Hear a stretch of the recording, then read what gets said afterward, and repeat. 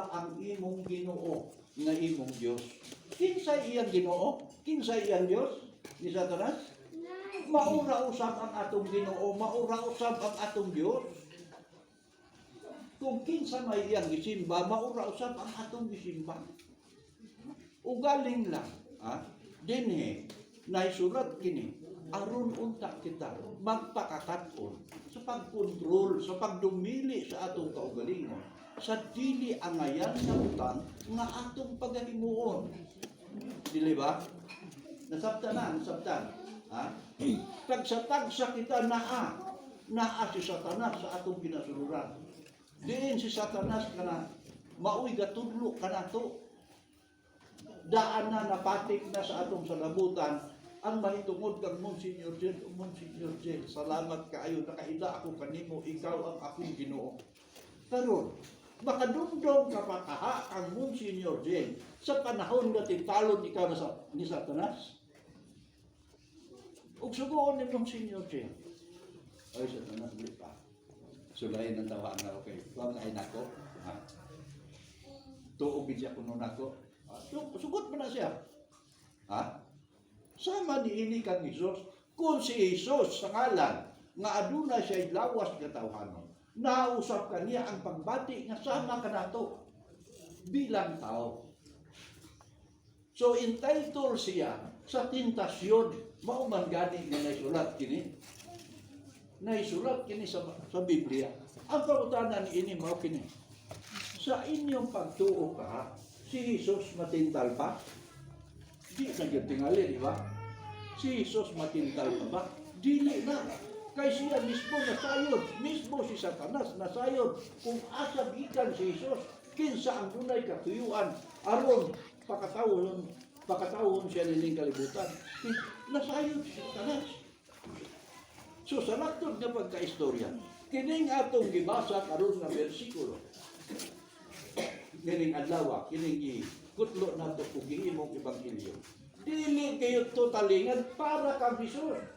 Para kini kanato nga buot makat-on kung unsa gayon ang mga butang nga angay kang masabtan sa atong kaugalingon.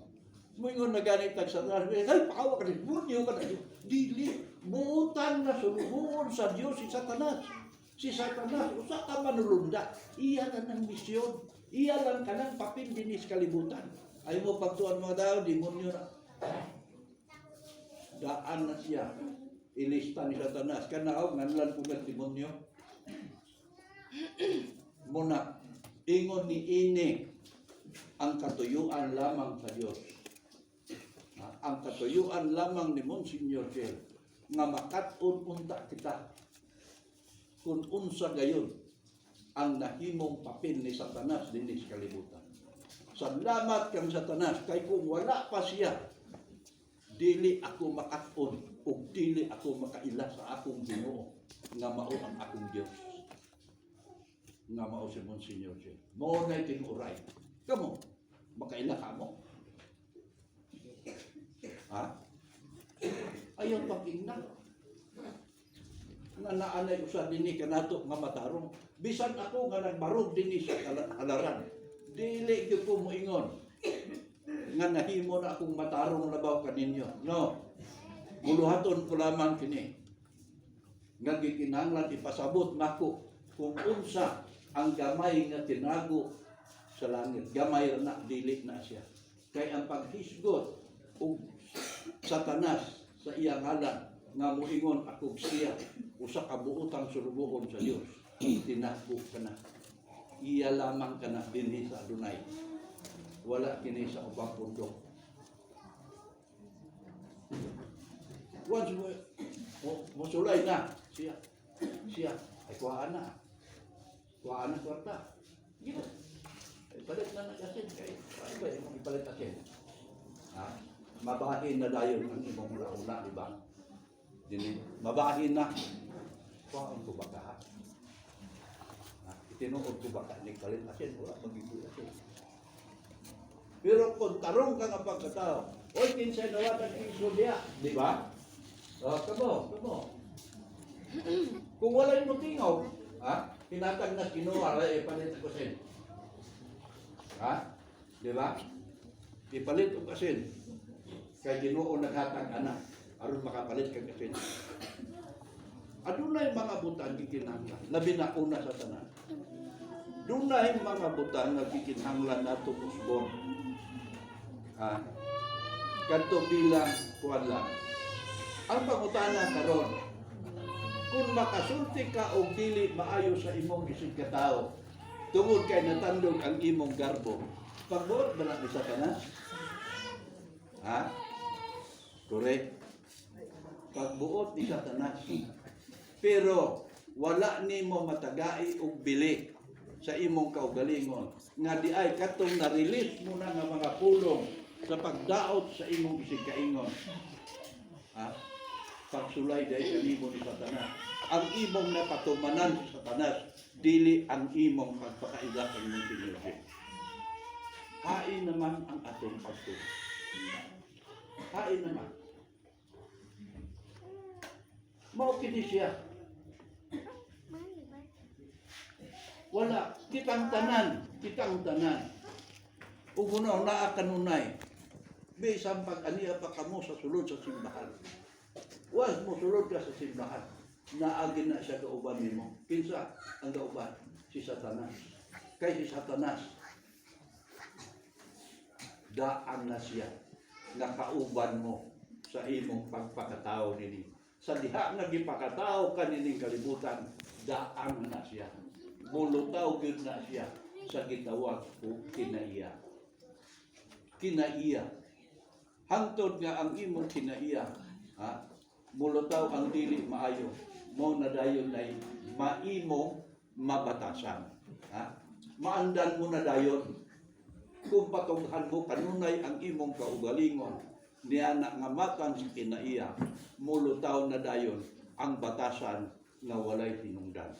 Mo na. Laro na to ni. Tinuod ba ni? Salamat kay nasabtan gid ninyo di ay. Wala si Satanas mawala. Mabitan nagpasalamat ko kay Monsignor J. Monsignor J, salamat kayo. Ngano? Nasabtan ko na Monsignor J. Nga imo dahil gipauban sa Satanas kanako. Aron nga maoy mututlo kanako sa akong hiwi nga pangunahuna. Siya ra maghapon mo balian na pangunahuna. Iya man na. Na mga tao nga susula yun ako, matarong ako. Dili gayod malipay ang Ginoo kanimo kung moingon kang matarong ka. Buhatan na lang kung unsay maayo para sa inyong isig katao nung ka nga moingon kita nga matarong kita. Suga, nagsiga. Pila ka linya sa kuryente ang nagpasiga ni anong mga suga.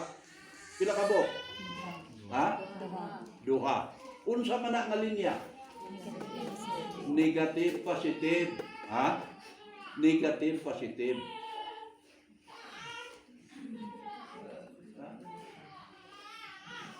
Kano sa akaman mo siga sa tubangan sa imong Dios? Sa tubangan ni Monsignor Del. Kano sa akaman mo siga? Kung patuon mong imong kaugalingon nga matarong ka. Suga na suga, gigamit niya nga ihimplo alang sa atong pagtuo, pag-ila kaniya. Duha ka linya sa kuryente ang nipasiga ni anak. Ang negative o positive power. Ang importante di ay ini. Ayaw pagpasobrahi ang imong pagkamatarong. Kay kung mosobra ang imong pagkamatarong, dili maayo. Ayaw sa pagpasobrahi ang imong pagkadili maayo. Kay dili usab maayo. 50-50 lang. At least naa nagpabilin ang katuyuan sa Dios kanimo ug na kay ikapasabot ngadto sa ubang mga tao tungod kay imo mang gibalance ang imong kaugalingon. I-balance mo lang ang imong pagkatao. Wala kuno idili ang pagkasuko. So wala pa sa ebanghelyo o sa epistola, di ba? Apan ayaw pagpasalupi ang imong kasuko. Wala idili. Kumingon tayo, suko mo na siya. Ha? Panamlitan ako mo'y masuko. Sa tatay, suko man nga. Puro ba na siya among ila diha sa among bundok ko na. Suko man. Ang tao medyo malain, di ba? Pero, wala lang sabta, mahimong ang ako lang kasuko, wala lang masabti. Nga ang ako din kasuko, pamaagi di ay ito siya sa pagtudlo. Pero dili kinahanglan, napasalupan ko kato nga kasuko. Kaya ako, nakasabot man sa akong kaugalingon, nagkikinahanglan, doon na usap ako'y angtingan, hindi ka na ako. Aron makontrol ko ang akong kaugalingon, 50-50, dili mo labaw kining isa. Ha? Wala kita wad-e o katungod ni Monsignor Jill nga masuko. Wala. Wala kita wad-e ni Monsignor sa pagdisiplina sa mga bata sa husto nga paagi. Wala na. Kay bisan si Monsignor Jill kaniya to, nakakita ko. Iyang ako, nagpabadlong ma. Iyang itak bakos, ang saman. O, iipos ang bata. Wala. Balik niya, aksyonan man ang abot ko. Wala. Di ka mga bata. So, dili gyud nga iya bakuson, kundi iya lamang gihadlo ang bata nga dili na ang kabadlo. So, ingon ini, bisan din ni, adunay mga panahon na ako mamadlong. Ayaw pagpalabi ni anak. May panahon nga mabadlong ko. Pero di gyud mo to, adi na labig ko. Munang ako, muingon na lang ko na siya. Ayaw na lang. Ayaw na lang ng siya. So, ingon ni ini. Ingon ni ini. Ang gikinahanglan ato masabtan sa atong kaugaling. Atong una-hunaon sa tanang panahon na mintras may kinabuhi pa kita nining kalibutan, anaa kanunay kining gitawag og Satanas nga magauban ka nato. Nga mao kini siya ang mupalutaw sa atong gitawag og kinaiya. Pero usa ka na kamatang o paagi aron nga makat-on kita sa pagkontrol sa atong kaugalingon. Nasabtan niya. Nasabtan. Ha? Dili di ay dautan si Satanas, di ba? Nahimo di ay siyang magtutudlo. Sulubuutan nga sulubuon sa Ginoo. Dinhira kini siya sa adunay gitagaan ug pagdagan sa dautan na malangdog kaayo una-una sa tao. Walay dautan espiritu, wala. Tao ray madlungon.